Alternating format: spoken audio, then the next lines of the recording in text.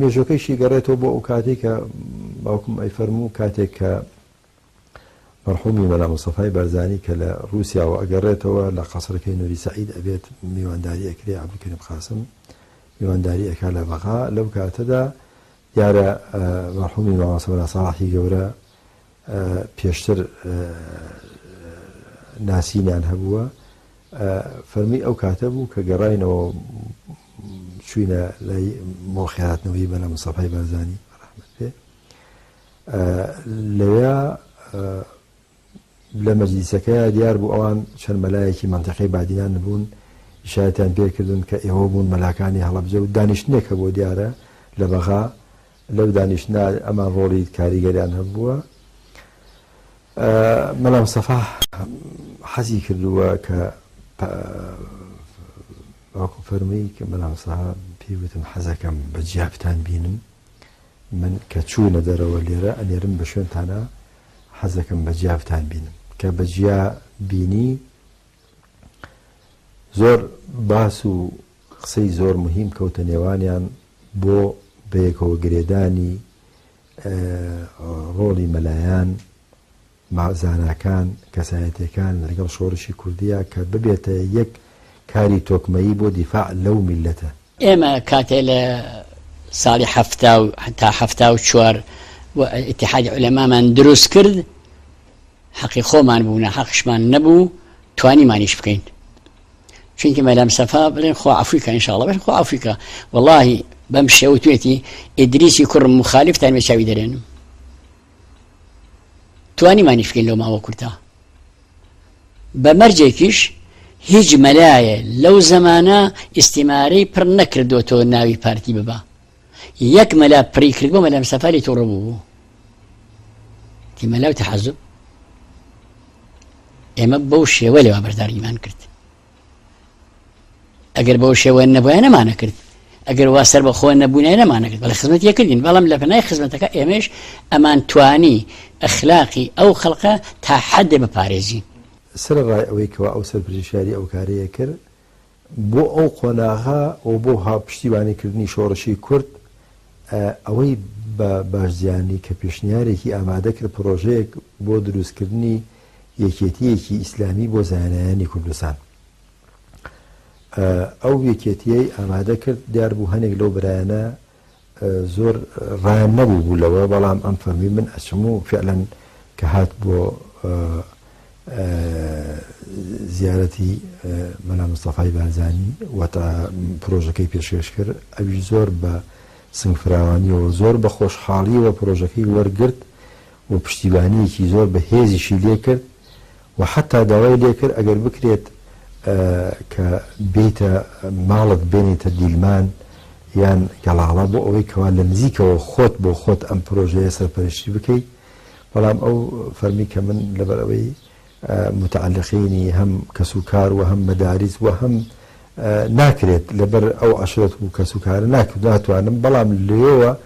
هەر ئاگام لە ئیشەکانە بێت ئەوە بوو کەوا یەکەمین کۆنگرەی ئەو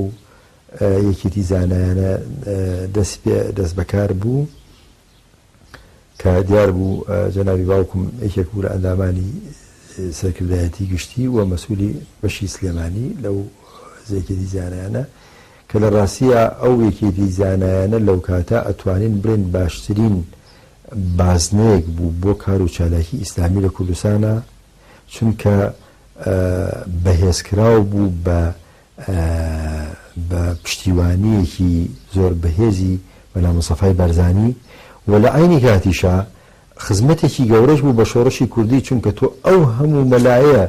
لەگەڵ ئەو هەموو نوێژخوێن و لەگەڵ ئەو هەموو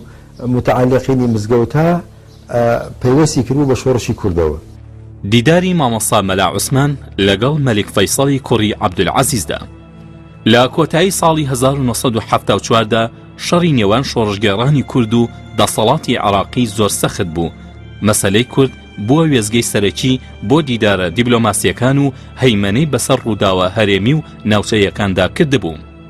بارزانی لەو ئانوساتەدا چارەسەری ئاشتیانی بەلاوە لە هەرچی شتێکی دیکە بە گونجاوتر دەزانی. هەر بۆیە یەکێک لەوانەی کە قەناعەتی بە بیر و شێوازی مامەڵەکردن و قسەکانی هەبوو تاکو بیکاتە نێردراوی خۆی مامۆستا مەلا عوسمان بوو.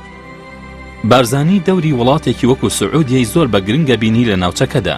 هەر بۆیە مامۆستا مەلا عوسمان وەکو دیبلۆماتکە ڕائەسپێرێ کە بچێتە سعودیە و سەردانی ئەو وڵاتە بکە. مامۆستا دوای ئەوەی سەفەری وڵاتی سعودیە ئەکات و چاوی بە زانای پایەبەرزی عێراقی شێخ محەممەد مەحموود سەوافەکەوێت کە پێشتر لە یەک ڕێکخراوی برایەندا کاریان کردووە، ئێستا شێخ سەواف ڕایۆژکاری پادشای سعودیەیە. لەو ڕێگایەوە شاندی کوردی چاوی بە مەلیک فەیساڵ ئەکەوێت. مامۆستا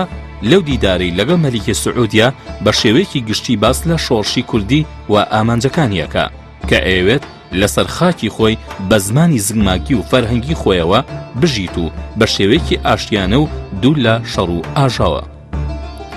لە کۆتاییدا مەلیک فەیساڵ عەبدولعەزیز ستایشی زانایانی کوردستان ئەکات و بێزاری و خەمی خۆشی بۆ ئەو حاڵە دەرەبڕێ کە نەوەکانی سەڵاحەددینی ئەیوبی تێکەوتون.